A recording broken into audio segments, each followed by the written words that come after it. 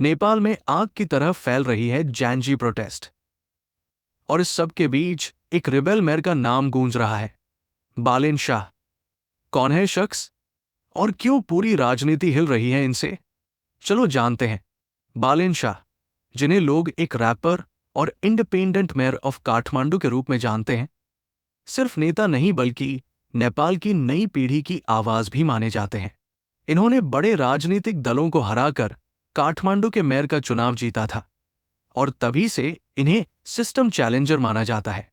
Gen Z protest Nepal में भ्रष्टाचार, बेरोजगारी और राजनीतिक ढिलाई के खिलाफ लोगों की नाराजगी का प्रतीक है। इस बीच बालेन शाह का नाम इसलिए जुड़ रहा है क्योंकि वो खुले तौर पर भ्रष्टाचार और सिस्टम की नाकामियों पर हमला बोलते रहे हैं। वो फेडरल गवर्नमेंट और कोर्ट्स तक से भिड़ने से पीछे नहीं हटे और आम लोगों की भावनाओं को सीधा संबोधित करते हैं।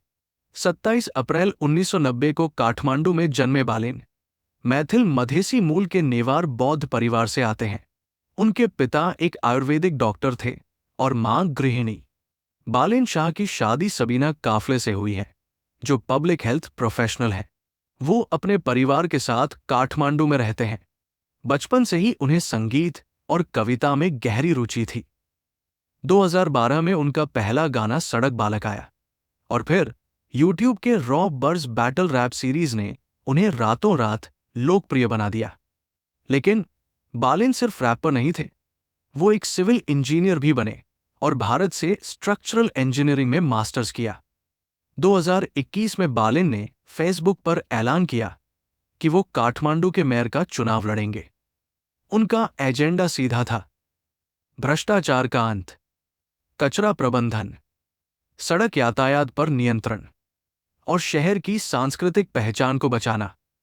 26 मई 2022 को बालेन शाह ने 38.6% वोट हासिल किए और काठमांडू के पहले इंडिपेंडेंट कैंडिडेट मेयर बने।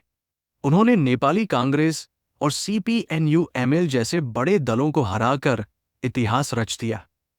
मेयर बनते ही उन्होंने बड़े बड़े फैसले लिए। नगर परिषद की मीटिंग्स का लाइव ब्रॉडकास्ट, कचरा प्रबंधन पर सख्त कदम, अवैध निर्माण ढहाए और नदी संरक्षण के लिए अभियान चलाया।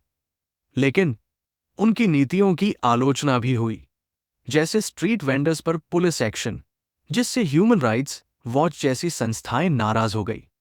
बालेन ने ग्रेटर नेपाल का नक्शा अपने ऑफिस में लगाया और भारतीय फिल्मों की स्क्रीनिंग पर बैन लगा दिया।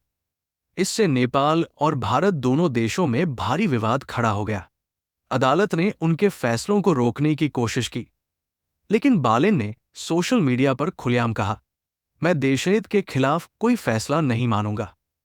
प्रोटेस्टर्स को लगता है कि बालेन उनकी आवाज बन सकते हैं। हालांकि बालेन शाह ने सीधे तौर पर जैनजी प्रोटेस्ट का नेतृत्व नहीं किया, लेकिन उनकी एंटी एस्टैब्लिशमेंट इमेज और लोगों के बीच उनकी पॉपुलैरिटी ने उन्हें इस आंदोलन का अनकहा चेहरा बना दिया है। कुछ लोग उन्हें हीरो मान रहे हैं, तो कुछ उन्हें पॉपुलिस्ट कहकर क्रिटिसाइज भी कर रहे हैं। आपको क्या लगता है? क्या बालेन शाह नेपाल का भविष्य बदल पाएंगे, या फिर ये सिर्फ एक पॉपुलर वेव है जो समय के साथ थम जाएगी? कमेंट में अपनी राय जरूर लिखें।